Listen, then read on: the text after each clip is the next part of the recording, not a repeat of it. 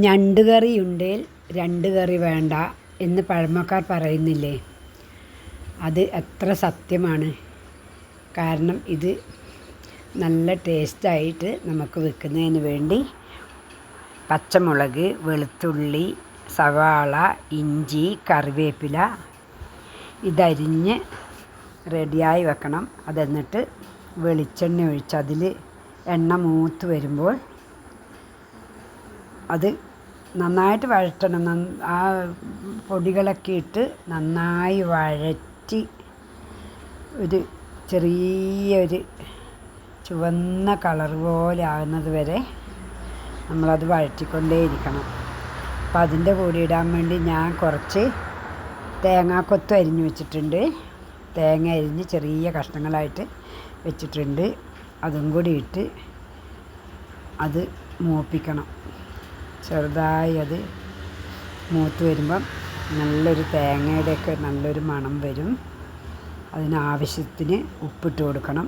ഒരുപാട് ഉപ്പ് ആദ്യം ഇടരുത്, കാരണം അതിന് ഈ ഞണ്ട് പുഴുങ്ങുമ്പം തന്നെ അതിന് ഉപ്പ് രസം ഉണ്ടാവും. ഞാൻ ഈ ഞണ്ടിനെ പുഴുങ്ങിയിട്ടാണ് എടുത്ത് വെച്ചിരിക്കുന്നത്. കാരണം അത് പച്ചക്ക് തന്നെ മുറിച്ചെടുക്കുകയല്ല ചെയ്തേ, പുഴുങ്ങിയതിന് ശേഷമാണ് എടുത്ത് വെച്ചത്. അപ്പോൾ അതിൻ്റെ ഉപ്പൊക്കെ അതിലേക്ക് തന്നെ പിടിച്ചിട്ടുണ്ട്. അതുകൊണ്ട് ഒരുപാട് ഉപ്പ് നമ്മൾ ആദ്യം ഇട്ട് കൊടുക്കാൻ പാടില്ല. എന്നിട്ട് അതിൽ കുറച്ച് മഞ്ഞൾപ്പൊടി ഇട്ട് കൊടുത്തു. പിന്നെ അതിന് വേണ്ടുന്ന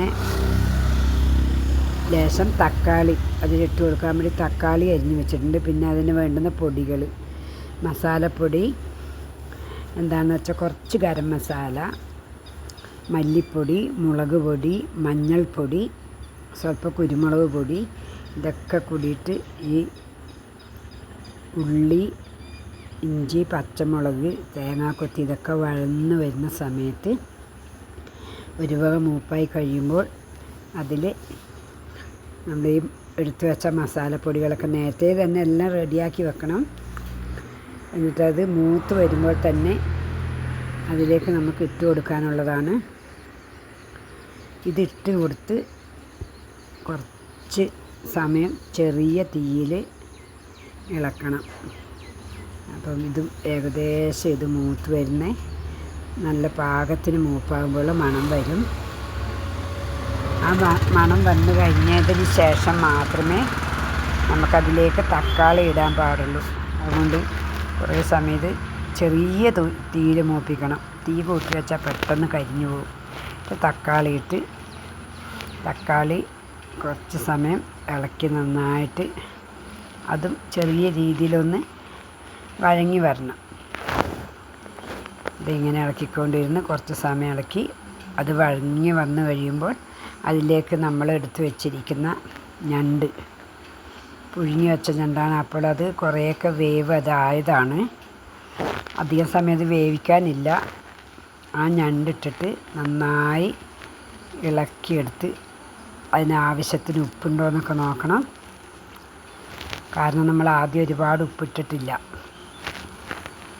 അപ്പം നന്നായി തിരിച്ചും മറിച്ചൊക്കെ നന്നായി ഇളക്കി നല്ല പാകത്തിന് ഇളക്കി മൂപ്പിച്ച് അതിലൊരു സ്വല്പം വെള്ളം ഒഴിക്കും.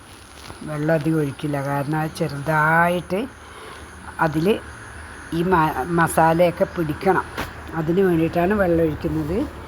ഞണ്ട് ഒരു പകുതി മുക്കാലും വേവായതാണ്.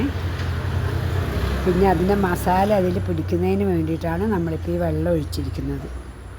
വെള്ളം ഒഴിച്ച് നന്നായിട്ടത് തിളക്കണം. നന്നായി തിളച്ചതിന് ശേഷം മാത്രമേ അത് നമ്മൾ ഇറക്കാൻ പാടുള്ളൂ. കാരണം അതിൽ നന്നായി ആ മുളകും മസാലപ്പൊടികളും എല്ലാം അതിൽ പിടിക്കണം. ഇല്ലെങ്കിൽ ഒരു പച്ച മണവും രുചിയായിരിക്കും. അപ്പോൾ നന്നായി വഴറ്റി ആ ചാറ് പറ്റുന്നത് വരെ അതിളക്കണം. ചാറ് അതിലിപ്പോൾ കണ്ടില്ല, എല്ലാം നന്നായിട്ട് അതിലേക്ക് പിടിച്ചിട്ടുണ്ട്. ഇങ്ങനെ ആക്കിയാൽ നല്ല ടേസ്റ്റായിരിക്കും ഇത് കഴിക്കാൻ. ശരിക്കും പറഞ്ഞാൽ ചോറിന് വേറെ കറിയൊന്നും നമുക്ക് വേണ്ട.